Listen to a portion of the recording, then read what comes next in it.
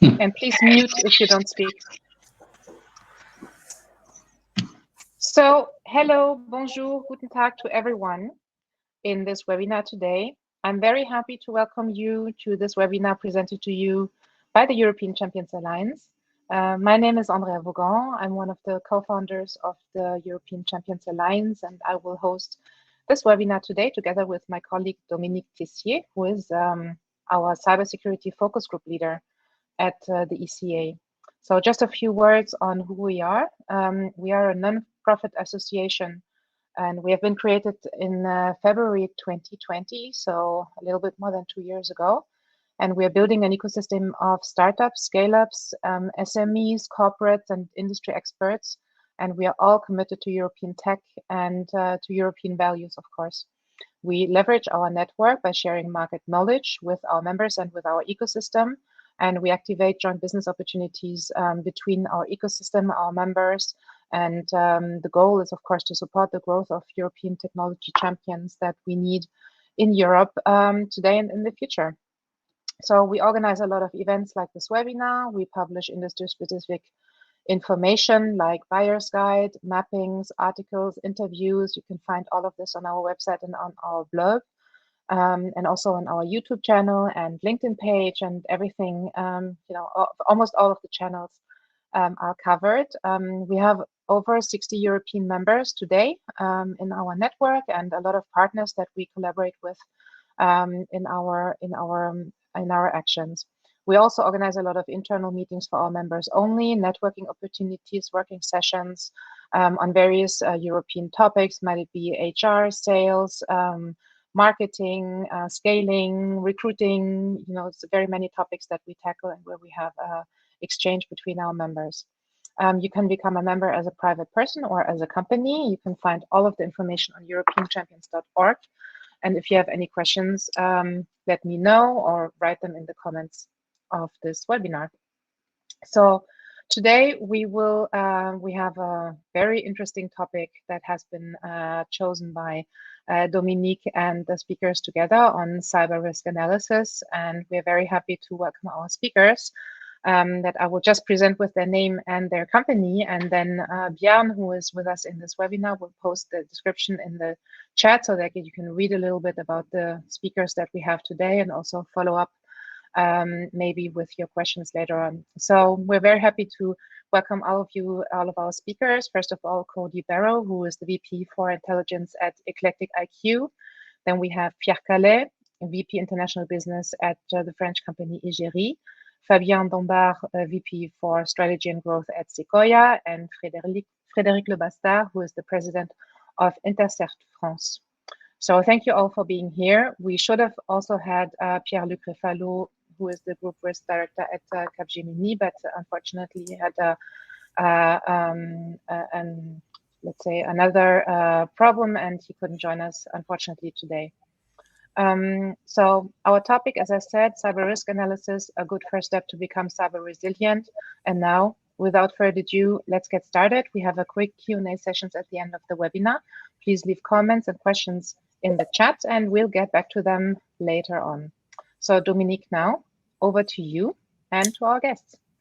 Okay, thank you, Andrea. I think no need to convince the people around this table that cyber attacks happen very often and are more and more aggressive, especially in the context of war at the east of Europe. So when we prepared this webinar, we thought, well, there are some bad news. Cyber attacks are on and on, but there is a good news. There is some good news, which is that we have also a network of companies, of people, of organizations that provide constant threat detection, and we are probably better and better organized to do that. And also we have now tools that provide users with vulnerability assessment capabilities, so that, for instance, if you are the size of a company, you can have an assessment of where the attackers could come in, and so have a way to stop them. So my first question to our speakers today will be about threat detection upstream. We will talk of vulnerability assessment later on. So concerning threat detection, what tools are used, and how would you rank the efficiency of the watch? Because everyone, of course, we know that there are tools, that there is a constant scrutiny of threats, but how efficient is this watch?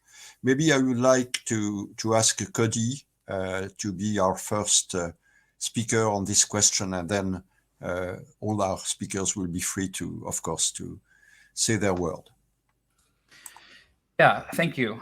So for the threat detection side, this is probably one of the most mature aspects of the cybersecurity vendor market. So you'll find that most enterprises have a SIEM, SIEM, security incident and event management suite, something like Splunk or ArcSight, and this is really for alerting and detecting and to some extent triaging alerts. They can be very noisy, which is the reason why you often have a security operations center with sometimes a fairly sizable staff to rotate through alerts, evaluate them, and see what needs further investigation, see what needs action, or maybe see what needs blocking. That's a start. Okay, Fabien, you confirm, so Cody seems rather optimistic. Fabien, do you confirm that?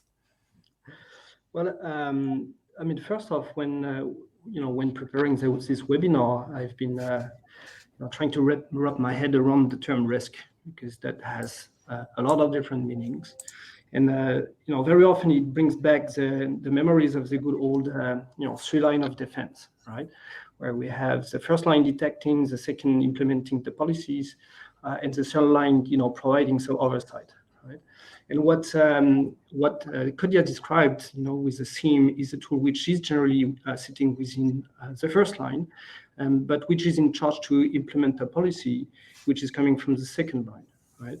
And I think this is something which changed a lot in the past years, where we came with a more threat-informed defense approach, and bringing more information in order to support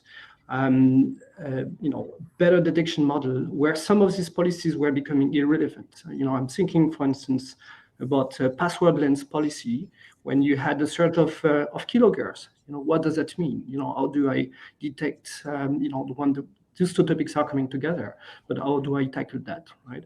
So I think it changed a lot for the better, but also for the worse, in the sense that I think threat intelligence didn't really deliver on its promises along those years. It has been adding a lot of data to the data and became also somehow part of the problem.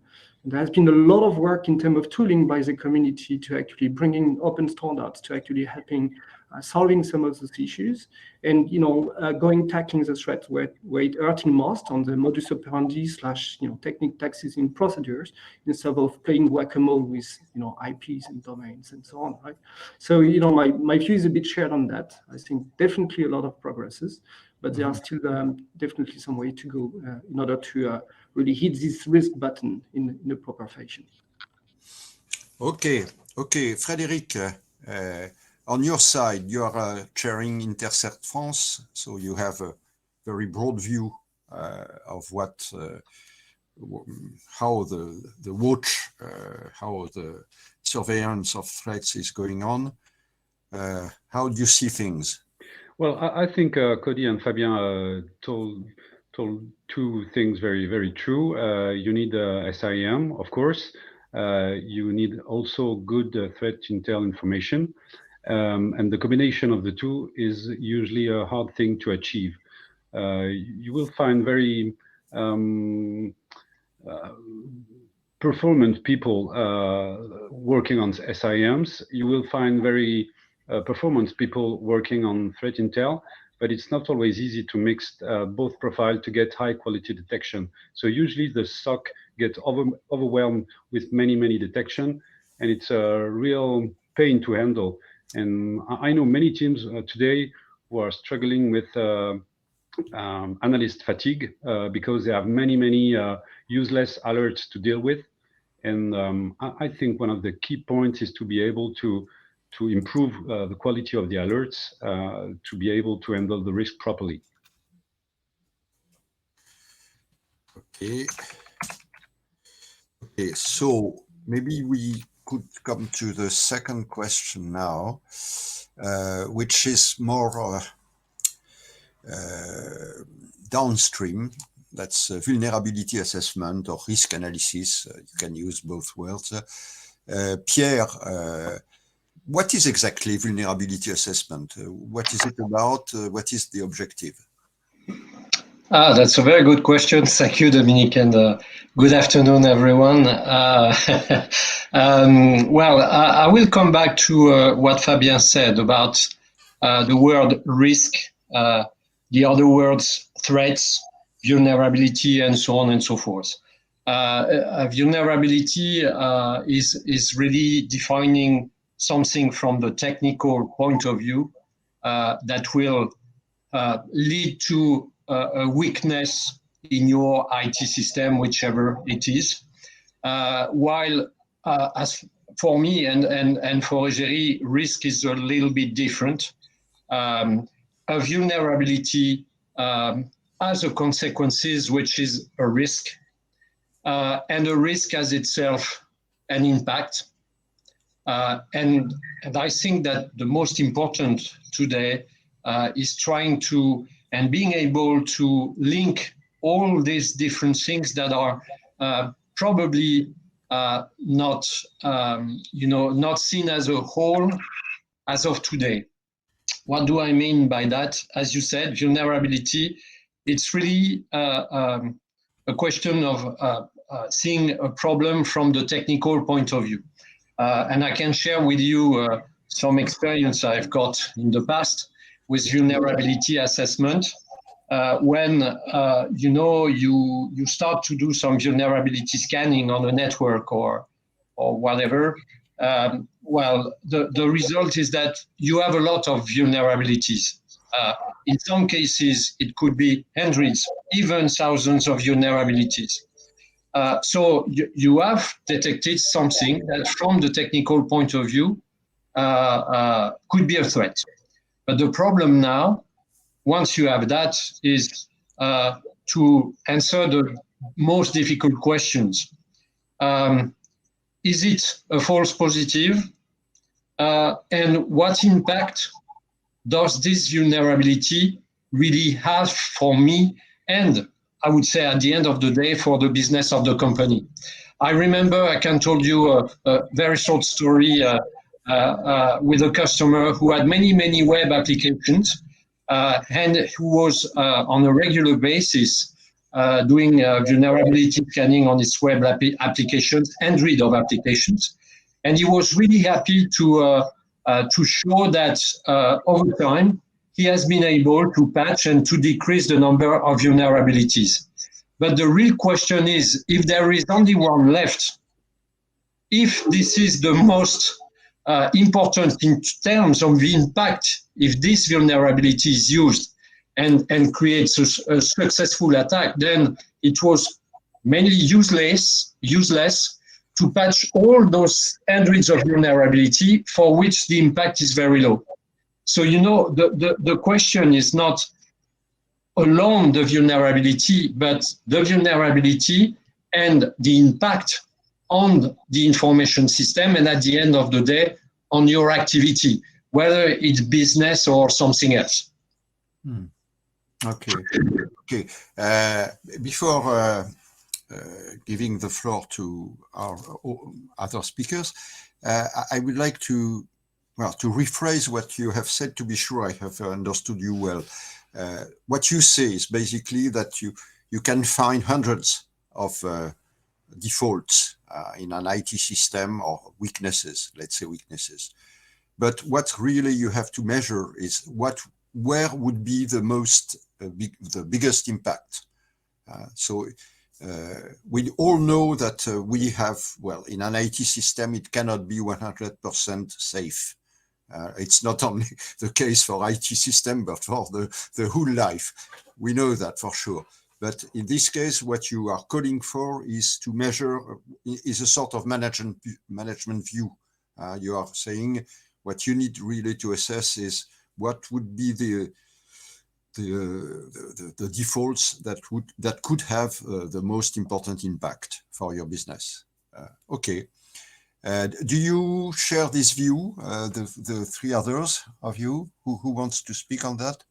Cody? Yeah, I'll just add. So I ran threat intelligence at a very, very large financial enterprise in the US, and we had, let's just say, well into the thousands of vulnerabilities, and this is actually normal. I think the average large enterprise has thousands of vulnerabilities at any given time, truthfully. And so exactly as Pierre was saying, the challenge is understanding how to prioritize those vulnerabilities and then remediate them.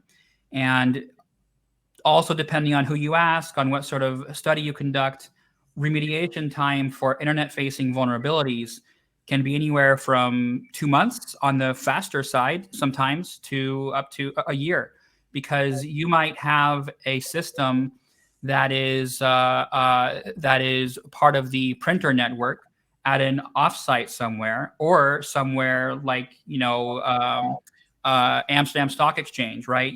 Somewhere that is not easy to access, not easy to bring offline, or your vulnerability, which may be very severe. Let's say something like WannaCry a few years ago. Your vulnerability may be linked to a software suite like SMB version 1 or SMB version 2, or Apache Struts, that can be very hard to bring offline. And so prioritizing those vulnerabilities is critical, and then understanding your assets is critical. So you are never going to eliminate risk. All that you can do is mitigate. And so something that is always top of mind when you discuss cyber risk is, where are my assets? Where are my crown jewels? How do I properly prioritize what issues I address? Mm-hmm. Okay. Frédéric, any comment on this, or no comment, maybe? No. I'm quite aligned once again with what Cody just mentioned. You cannot completely make risk disappear. You have to deal with it. So once again, it's all about prioritization. And I don't know, maybe some of you had a look today at a nice paper presenting vulnerability on VirusTotal website. And it shows that even if you Google, which is, let's say,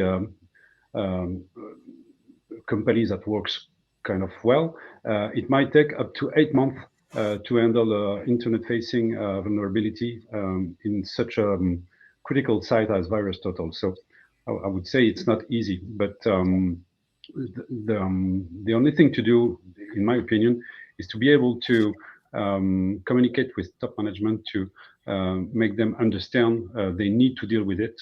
They have to handle it, and they can't just say, "Oh, it's IT. I don't care."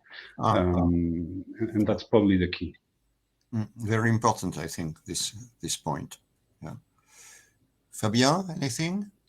I mean, obviously, I could not disagree with Cody and Frédéric on that. I mean, that's clearly about prioritization and how you bring visibility to remediate some of those issues. One good thing with vulnerabilities is we have, CVSS, so we have some at least scales to score, which is not always the case of other similar issues that the SOC has to prioritize. It's very similar to alerts as well. You will never, get rid of all the alerts in your scene. You have to figure which one you want to tackle first. And those are not very often coming with a proper scaling of criticity and how to address them, right?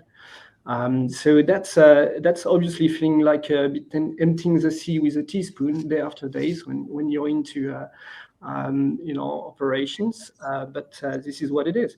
And threat intelligence is again one of those tools which could be a double-edged sword. In one sense, it can help you to figuring what vulnerabilities are exploited in the wild, and therefore which one you could potentially address. But on the other hand, you also need to have internal telemetry and threat intelligence, about your organizations, about which other services are potentially exposed, and so on, right? So it's definitely not an easy edge to work, on a daily basis by the SOC teams. It's about addressing which one, could be the most damaging, and there come our good friend the risk, right? How do you actually bridge that? Is really also specific to every company, and that's why it's so difficult to come with solutions. It's very often custom. It's very often about getting people to be working together. So it goes beyond this technical aspect of vulnerabilities that Pierre was actually alluding to, versus the impact, which could be either on the human side, on the financial side, and so on. Right? It's very difficult to even model that.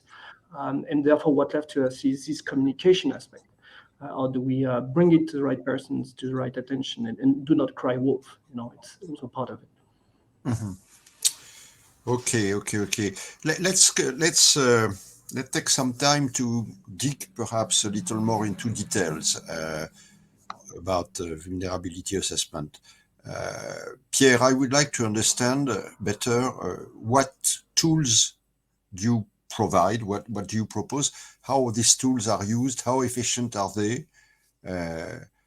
You told us that scanners can detect many hundreds of weaknesses, but that's not really the issue. So what are the good tools?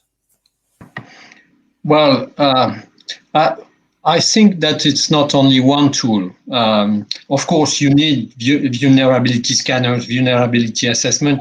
You need a lot of, in fact, different systems, I would say, in order to provide data that will help you to take decisions. And I think that it's a major point. So there's, unfortunately, there's not only one killing technology, that protects against everything.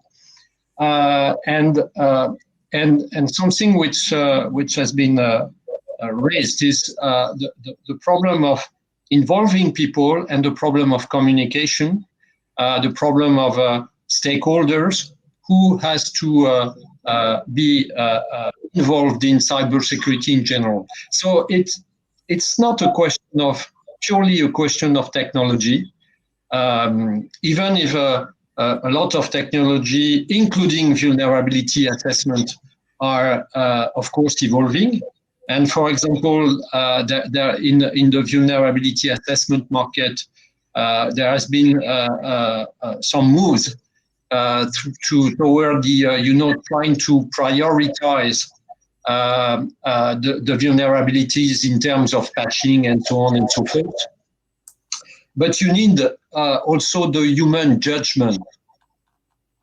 And so this is what we do at EGERIE. We try to involve and to help any kind of organization to put in place what we call the cybersecurity program or a cybersecurity plan in order to establish communication, for example, between different technologies that are providing protections, but also data in terms of the level of threat you have and things like that.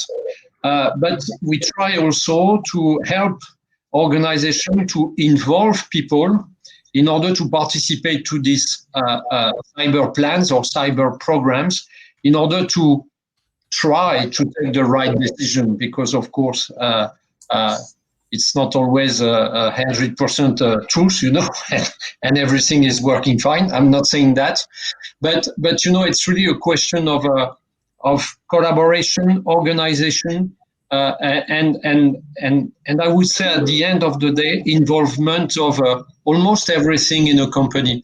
There is something that says cybersecurity is really the problem of everybody and everyone, and everybody should be involved in that and help in order to take decisions. And this is what we bring at EGERIE, and what we used to say is that we bridge the gap between all those different technologies, which are obviously mandatory. You need vulnerability assessment, you need CTI, you need many different things. But at the end of the day, you need also to retrieve all those data in order to help at the management level, even also, of course, operational management, in order to help in taking decisions as fast as possible, because we know that at the end of the day, in some cases, you're going to be under attack anyway. Yes, but let me add a question, not especially to you, Pierre, but to all of you. It seems that, I am going to say in French a platitude, some very basic thing. IT systems are more and more complex and complicated since you use more and more on-shelf components. In fact, an IT system today, it's not a code that has been written by 2-3 engineers in your company. It's in fact a mixture of specific in-house code, of on-shelf components, and so on and so forth. So the IT system itself becomes more and more complex and difficult to administrate. So due to that, I would like to quote the supply chain issue. And we know that for the last 2 years, we have seen that with the SolarWind case. We have seen that with the Kaseya case. Attacks have come through, in fact, third-party components that were embedded into the IT systems of many companies. So you could be hit by, a lateral attack that you hadn't seen coming. Can these tools that you are talking of, can they really assess this kind of risk and also assess the possible impact of such a lateral attack? I would say that what we're hearing now kind of culminates into the same end state, which is about visibility both into the threat landscape, your assets, and your network, right? Which is where your assets live. So Fabien and Pierre both mentioned threat intelligence, and the fact is, when you are prioritizing vulnerabilities, such as understanding when a vulnerability is being exploited in the wild, or when you are prioritizing or doing due diligence for an M&A movement, or for procurement, or for anything else that you're going to integrate into your systems, one of the most valuable things that you can understand is the threat landscape. So threat intelligence platforms, threat intelligence tools, full disclosure, ECLECTICIQ is one of those, can help you evaluate and understand how threat actors are exploiting vulnerabilities. But they can also help you understand what is the risk associated with third parties you may do business with. So for example, in a previous role, I built out a feature for third-party risk, which I called creatively third-party risk. That was a solution focused on helping you understand the cyber risks of doing business with hundreds of thousands of companies. And so I would evaluate that based on technical characteristics and intelligence, threat intelligence. which could also be something like, has there been a significant degree of employee attrition lately? Well, that might increase insider threat risk. Or in NetFlow data, am I seeing that there's a lot of malware command and control communications between this company's infrastructure and known bad actors? If I see that, I want to ask that company about that before I do business with them. So there are software providers focused on this sort of area. I would say you can also use a threat intel platform for some of these features, for some of these things. But the bottom line is, this is really about understanding that threat component before you do business. And so if you think of risk as threat times vulnerability times impact, which I do, then that means you need to understand the threat side, you need to understand the vulnerability side, and you need to understand what would happen if this asset were to be compromised. What would happen if I did business with this company, with this supplier? What is their cyber defense posture? Because that's going to become my cyber defense posture. Okay, from the point of view of the users, I'm thinking of the poor users confronted to this world of devils. I mean, do they master this kind of tools? Do they, even when you talk with them, what is typically their reaction? Is this something they are going to really adopt easily or not? Maybe Frédéric, in your own experience, would you say that the users are now embarking this kind of tools, or are they at ease? I would say the end user usually it's difficult for them, because cybersecurity is a complex thing. And you mentioned earlier a situation like SolarWinds or Acacia, and we have something kind of hard to handle in the incident response team. The thing is, when you have this situation, for instance, with SolarWinds, it's very dangerous for you before anyone knows. Once it's public, usually you have workarounds, you have patches, you have solutions to handle it, so you can lower the risk. But it's at this exact moment that the pressure is at its maximum, because everyone talks about it. So we have a lot of reporting to do to the top management, who wants to know what's happening. And but the risk is behind us. It was before that it was dangerous. So it's very hard to explain this from the end user to the top management. This notion of the timeline of the risk is hard to explain. I'm not sure I completely answered your question, Dominic, but this is something I wanted to say, hearing you just before. And considering the end user, we try to educate them. We try to send some fake phishing campaigns to educate them, but the truth is it doesn't work. They still click on the links. They still open messages if you talk about something that will attract them.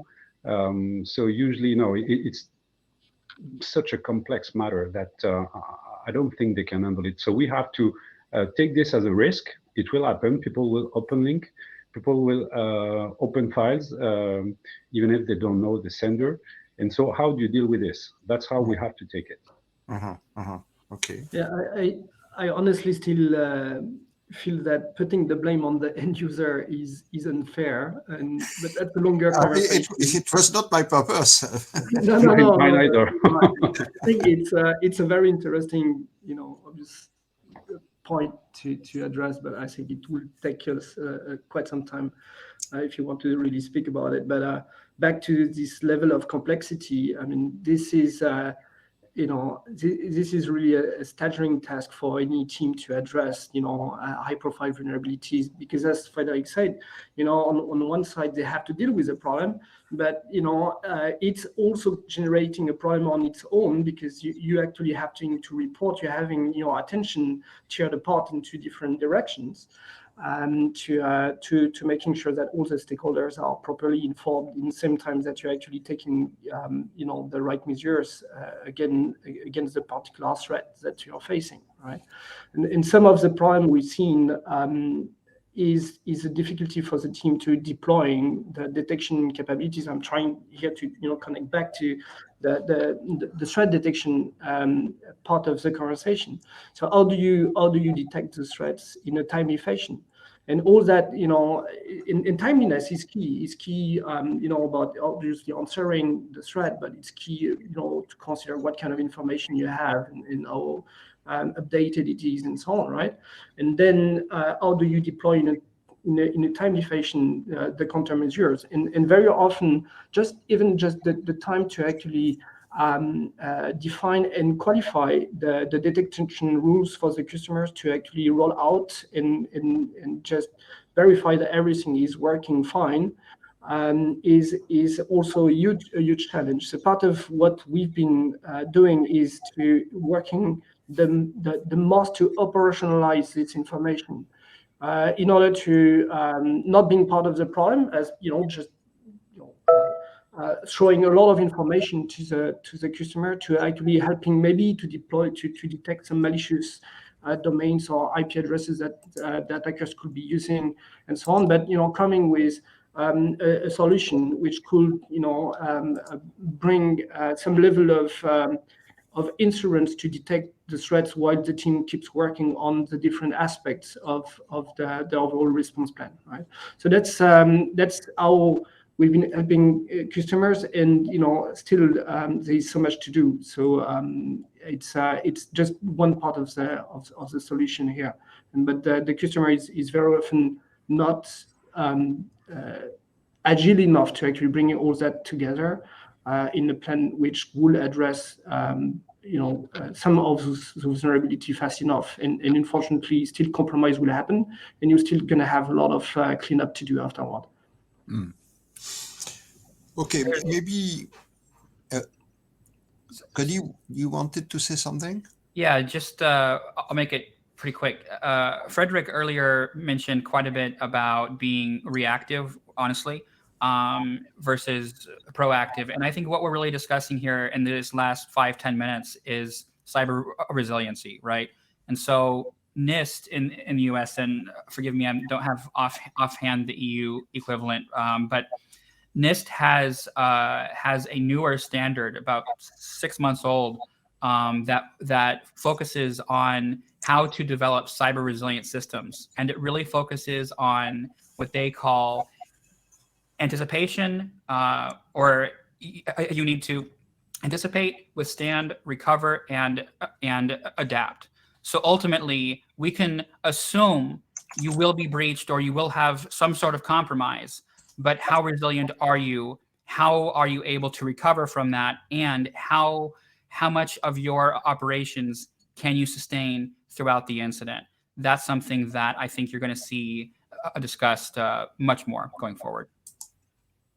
Mm-hmm. Yeah, I would follow you certainly on this. I have another question for you about, well, it's for Frédéric, in fact, about threat detection. I'm not sure all the people around the table know what is a CERT, what is INTER-CERT, of course, what is the role of these organizations, how do they work, how do they cooperate? INTER-CERT means that there is a network of CERTs, so how do you cooperate? Yes, of course. So INTER-CERT is quite a new structure, because it was just built in late 2021, in October, last October. Today we have, I think, 63 teams, if I'm correct. and this is about 500 people being able to communicate with each other in France, working on the incident response activities. So we have teams that are rather some commercial teams, like SEKOIA, for instance. We have also some institutional teams, like Banque de France, for instance.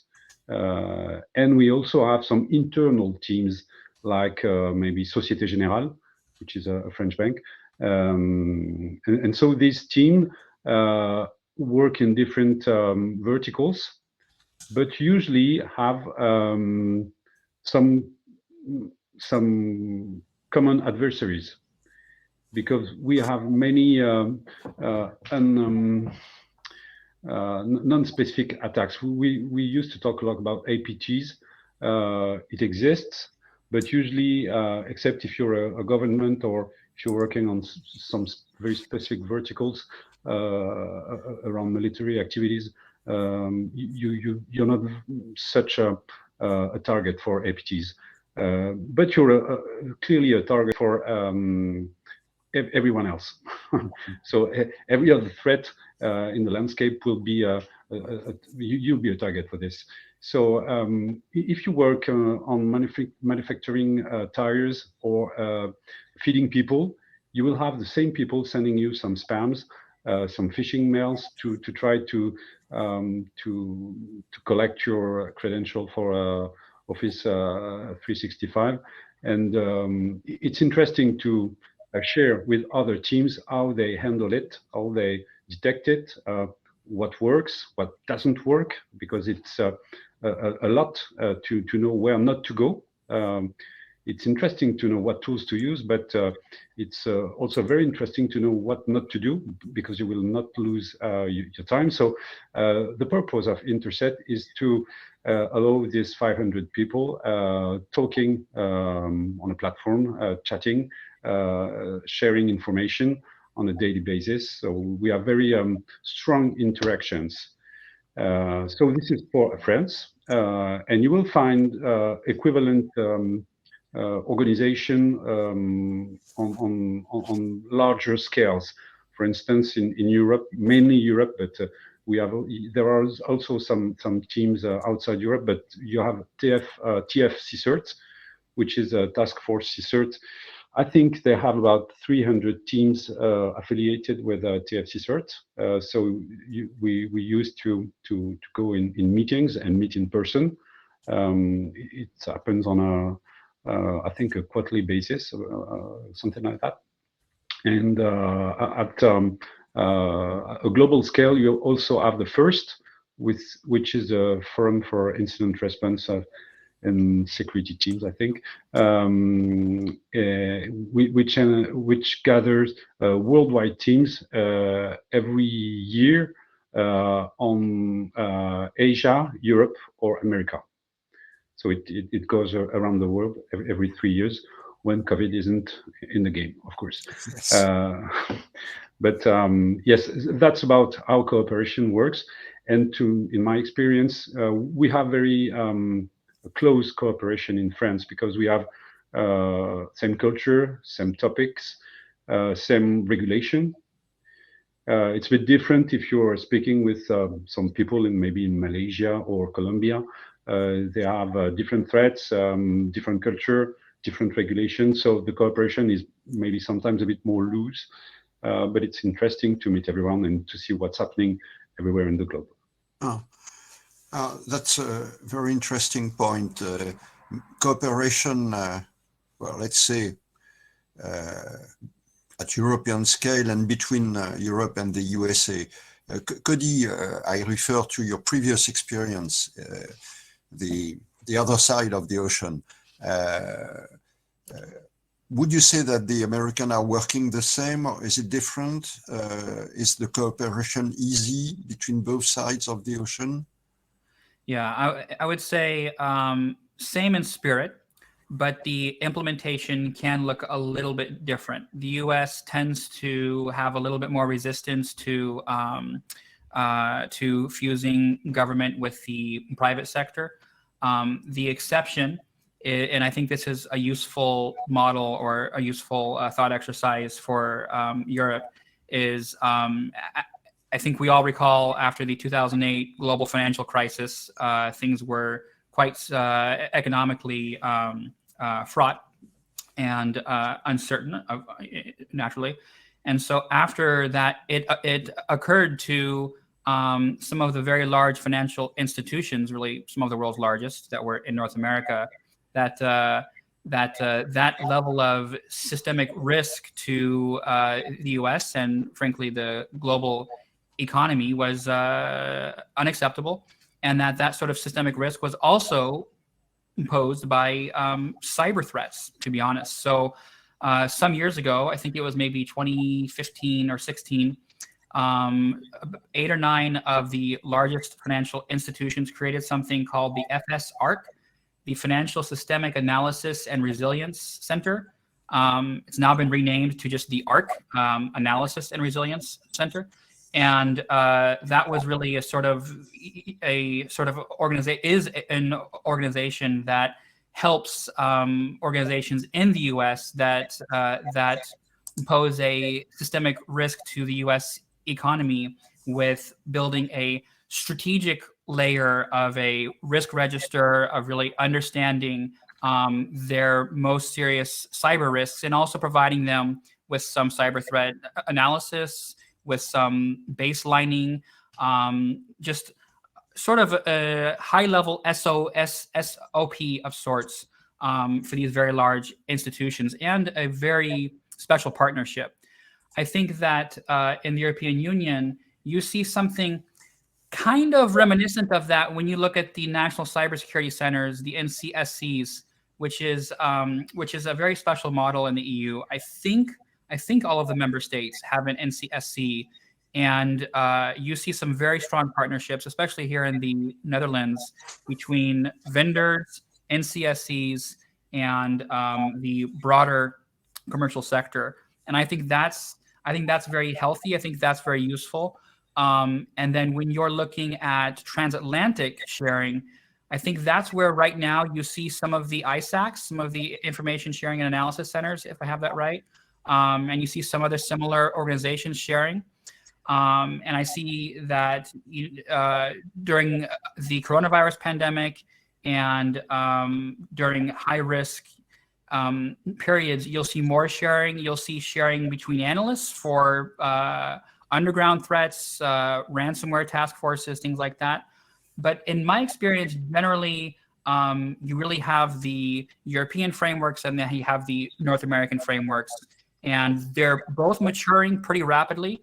But generally, I find that the US frameworks tend to be more on the strategic or federal side, and the EU frameworks, as you might expect, tend to be a little bit more confederated and often a little bit more technically oriented, with sharing indicators, things like that. Mm-hmm. Okay. I wanted to mention as well the ISAC models, the Information Sharing Analytics Centers, which is also very much US centric, even so they try to get it a bit more global in the past 5 to 10-ish years. It's also organized by verticals, which is something we are not used to see. It's very privately driven, I think, compared to what we see in EU, where you have a bit more porosity between private and public, with some very specific public things still happening. I'm thinking about first, you always have a bit of the national certs versus the commercial certs, so but still present in the same events, talking to each other and so on, where in the US is going to be a bit more cloisoned. So it's the ISAC model is pretty interesting in that sense, because it's driven by the members, and it really depends how much money is actually present in this vertical. I'm thinking particularly about FS ISAC. You Cody probably as me, in the past role I've been a member of, and that was huge. You know, the huge kind of events and so on, where you see ELSA-ISEC was a tiny and very new thing compared to FS-ISEC. You also have Aviation ISEC and others. It's a pretty different landscape, and as you said, Cody, growing fast. At some point, we hope to really having a bit of better connection in between, but that's true. That's a bit of two models which are looking to each other, or chien de faïence, as we used to say. It's a bit like not very sure on what to do, not talking to each other. So it's interesting. Okay, maybe I would like to come back to users. Pierre said a moment ago that the problem was not to identify how many risks exist, but to treat them, to prioritize, them, so to, in fact, give the management some ways of deciding of what they should do first. If I ask you a direct question, can these tools of, let's say, vulnerability assessment, can it be used so that CISOs can speak to COMEX, to CXO people, and or even to the board? I am always struck because my own experience, I worked some years ago for a very large French CAC 40 private Fortune 40, sorry, private company, and there was obviously a gap between, people, the staff in general, who was complaining about the security rules, the cyber security rules that were stopping the business, and a sort of management level who tend to be neutral. They accepted cybersecurity as, well, it was a fact of life. You have to do something about that, but they were not that involved. I understand things have changed a lot now, but so I come back to my question. Is it risk management? Is it a way for CISOs to speak to COMEX and to boards? Maybe I will ask this question to Pierre first. Yes, I think that it's part of the answer, and I believe you need a kind of a translator between the vulnerability assessment and management, and what the CISOs is dealing with on a day-to-day basis, and what you are going to deliver to a COMEX or a C-level board. You need a translation because cybersecurity is very complex, as you said, Dominique. It's very technical, and there has been and there's still some experience of bringing CISOs at the board level management, and it seems that each time this situation occurs, then there is a problem of miscommunication, because I would say by design, a CISO is going to be very technical and very quickly trying to explain things through the technical approach, and maybe not through the management or business approach and so on. And at the end of the day, with respect to let's say companies and enterprises, what the basic value is money. You have to talk about money, cost, return on investment, or whatever you want, but not about vulnerability. At the end of the day, what you need to talk about is the result of being attacked because of vulnerability into your system. And so that's why I'm talking about translation. This goes through, for example, what we call quantification of the risk and things like that. Trying to identify and also bridge the gap between what in general large companies tend to identify what they call strategic risk, and they don't have entries of them because but strategic risk. So from this kind of top-down approach, you have this strategic risk at the top level, and you have the technical risk and so on and so forth. How do you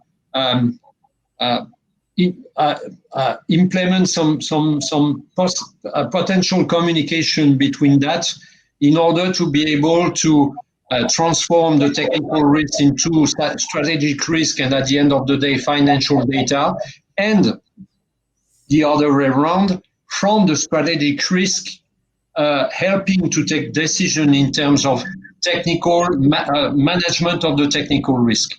So vulnerability, technical vulnerability assessment tool are not management tool. And even if you show during an executive committee and something like that, well, look, a year ago, I was having thousands of vulnerabilities. Today, I've only a few hundreds. Well, it doesn't mean anything for the board. Mm-hmm. And so and that's important because at the end of the day, and we were talking about involving people and so on and so forth in the cybersecurity. At the end of the day, this should start by the upper level of the organization, because if they are aware of the impact, the potential impact on their business or their mission or whatever, then they will take decision in order to make things happen. Mm-hmm. Otherwise, you rely, I'm going to take a very stupid example, but if someone in the past didn't say, well, you're not allowed to smoke in your office, well, everybody will continue to smoke and potentially increase the risk of fire. So it's a management decision or a regulation decision. But at the end of the day, well, everybody complies because, well, you have a personal risk. So, it's always managing risk at the end. Okay. Let me tell you a story about this question of communication between CISOs and EXCO level. The story is happens in Israel, a place where they are accustomed to cyber attacks, and it's in one of the biggest company, it's half public, in fact, company, a huge company for Israel. And what they do, in fact, the CISO team has managed to convince the EXCO to participate I think it's every quarter, to what they call the cyber gym session. Cyber gym session is you have the EXCO coming into a room. They have their computers as the one they use for working. And in fact, there is a simulation of crisis. So for, let's say, like a ransomware, all the screens are suddenly encrypted. And so they have to do something about that. It takes usually 3-4 hours. And at the end, there is they draw the conclusion, the findings. And if they are able, they make an assessment and they say, okay, we have, the impact has been this one. We have lost that many millions. We have stopped delivering the service to that many thousand customers, and so on and so forth. And apparently it works. That is, the EXCO now is convinced that they have to, at their level, they have to take cybersecurity decisions. They cannot care about the technical details. They are not the ones that will choose the tools, of course, but at least they know what it means to prioritize. And I hope we can do the same in France. I'm not sure that many Fortune 40 companies in France have this cyber gym sessions. But they do have it increasingly, right? And so I really can't emphasize enough how much I agree with what Pierre has been saying. I built out the cyber risk program as part of the intelligence program, which is not how it's always done, but how I did it at what was at the time the world's second largest company by assets, right? So a very, very large, famous mortgage underwriter in the US. And with my CISO, we implemented FAIR, factor analysis of information risk, which is similar to a value at risk model. And we tied everything to projected financial loss. And so what this means is that if you are really building a cyber risk program, if you're really doing it and not just building a threat program, right, which you need threat as part of risk, as we discussed earlier, but if you're also going to think about your assets, your crown jewels, you need buy-in from the executive, because you're going to be asking uncomfortable questions of your financial analysts, of your operational leaders, of everyone. So you need to be asking them what keeps them up at night, not from a cyber perspective, but from their executive operational perspective. What keeps them up at night? And then you can extrapolate from that where you make your recommendations for cyber resources and where you evaluate the threat landscape. And so as a result, you're seeing a lot of CISOs actually become more business oriented, especially in the US, but also here in Western Europe, because they understand what you just said, Dominique. And so their priorities are often service availability, financial loss, reputational damage, customer data. And they're thinking about that on behalf of the business, which means that they're immediately thinking about asset inventory, financial metrics, operational metrics, meaning things like service availability, and then building a deck for the board that may have some things like what's our business continuity plan. It may have some things like how well are we adhering to our key cybersecurity controls, but ultimately they are tying that to financial loss risk, and then they're often showing how they compare to nearest industry adjacencies. So if you're in KLM, you're probably looking at how do other airlines, what does their cyber defense posture look like? What does their risk posture look like? Because that helps to understand a general standard, a general commonality. And these are the sorts of things that I think you're seeing boards asking more and more. Mm-hmm. Mm-hmm. If I can comment also back on what you were saying, Dominique, the cyber gym is what we would call tabletop exercises, and frankly, I've seen that used a lot as a tool also on EU boards. Having board member joining also the operational teams to tackle crisis and learning from this exercise, and we are very often. Eye-opening on some of those issues. The difficulty is to establish that as a practice, but that's, I think, a lot of progresses have been done on that. Also due to the fact of, obviously, the prominence of the cyber topic, today's to boards compared to, obviously many years ago where that was not even on the radar, right? The CISOs have a seat sometime at the board. But I did also see in the past years a sort of move from the CISO's organization out of IT more toward risk, and that's an interesting thing that is considered by board because of the traditional kind of conflict of interest that the CISO's organization had with the IT teams, because they were sort of slowing down the deployment and the maintenance of the IT systems that the upper team was responsible for, right? So when you have the CISO reporting to the CIO, you do have some level conflict here due to this reporting line, and these lines of CISO's reporting are sometimes moving to CROs, so to the chief risk officers in some organization I've seen, and that's also a sign of a maturity of an evolution toward a better maturity of this organization. Mm-hmm. Totally agree. Okay, I have a last question. I don't know if we can handle it. It seems to me that so far we have spoken about large companies. What about the smaller ones? What about the mid-size company? I mean, we have talk of EXCO, for instance, of Cybertrim.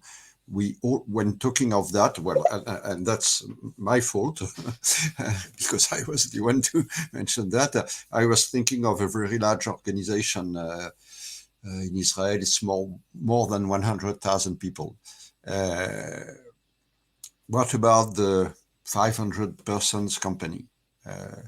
Frédéric, for instance, in your experience with the CERT, is this level of companies now reached by what you do? It's coming. It's coming. The thing is, larger organization usually they have in mind they have to deal with cyber risk, so they do something. Either they build their own capacity or they go after some providers, external MSSP, for instance, and rely on them to get some cyber capacity.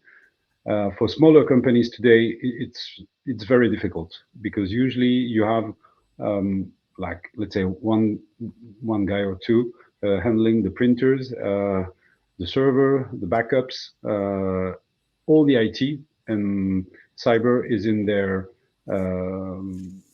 field, but they don't have time to handle it. Then probably not even skilled enough to handle it, so it's difficult for them. In France, at least, a few years ago, the authorities tried to build something to help everyone.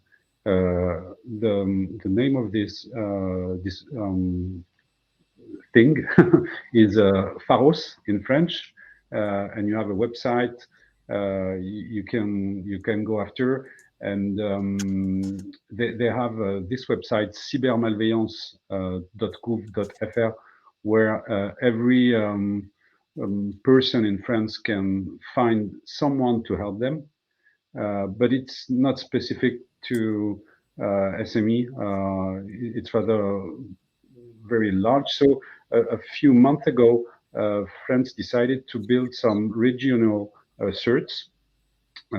So they are building themselves right now, and their objective is to fill the gap between large company, which usually are affiliated with INTER-CERT, and very small company or individual which will go on a public website to find some assistance. And these regional CSERTs will try to fill this gap, but it's a very large gap, so time will tell if it's the good option, but I think it's fair to let them try.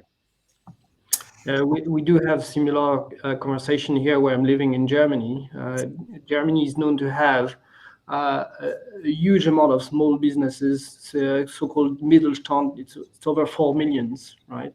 And there is a lot of attempts to coming with solutions which are both affordable and feasible for the smaller companies, and that's a tough nut to crack.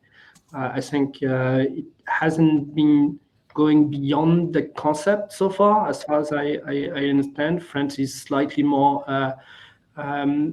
in advance on that. We do also have all of this dynamic around the cyber campus, just to mention it here once and for all, which is also having to drive some of that. Even so, obviously it's a lot of different companies eyes joining and so on. But at least from a again, from a prominence and from a, you know, a dynamic point of view, I think this is very positive.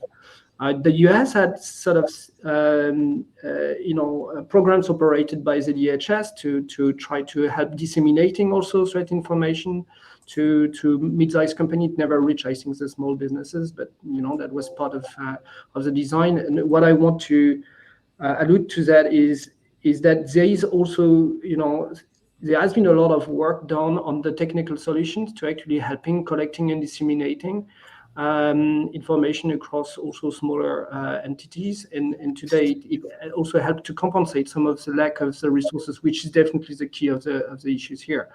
And yeah, well, very often the only recommendation that can be done to these smaller businesses is to go, as Frédéric mentioned, to a managed service provider.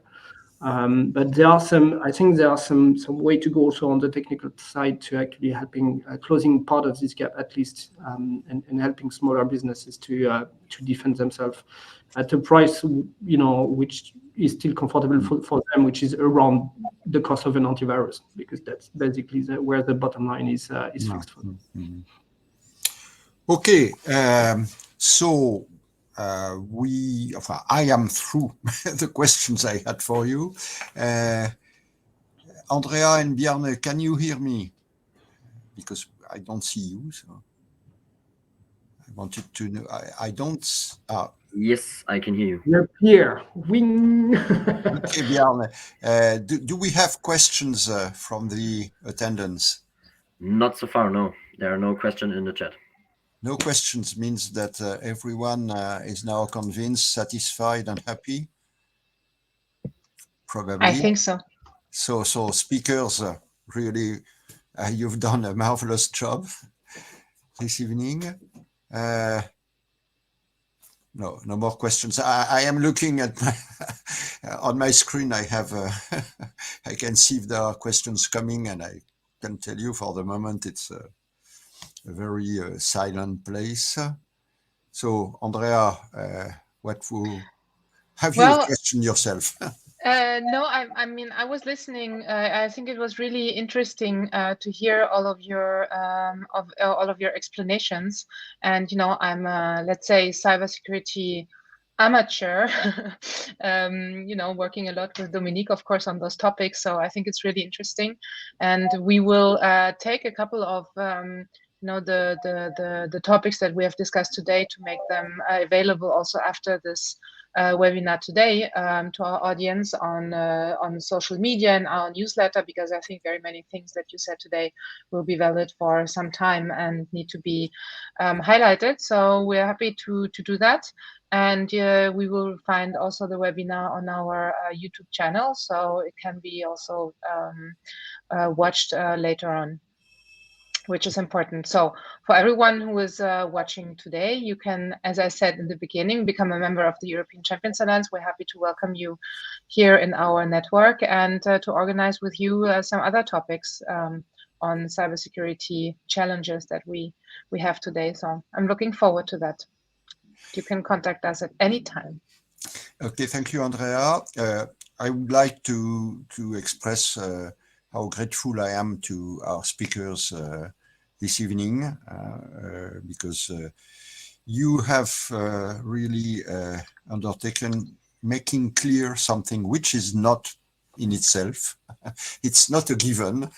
And also, I was impressed by what you have said about translating all this technical informations that you can get thanks to your tools into management information, so that the management level can take appropriate decision. One thing before finishing, the European Champions Alliance is about to issue interesting mappings. You know that from time to time, we issue mappings. So far as cybersecurity is concerned, it was about vendors. We will have one, an update of what we have in the coming weeks. But before that, we will issue two mappings, one about the cybersecurity service companies, these companies that are integrating or providing SOC, providing surveillance centers, for instance, across Europe. And also we will have a mapping about investment funds active in cybersecurity. So for those companies that are seeking funds, it will be some interesting information. And it will be published now very soon with a priority for our own members, of course, because we owe them the information first. So thank you all again. Thank you for the attendees to be there with us. And see you soon.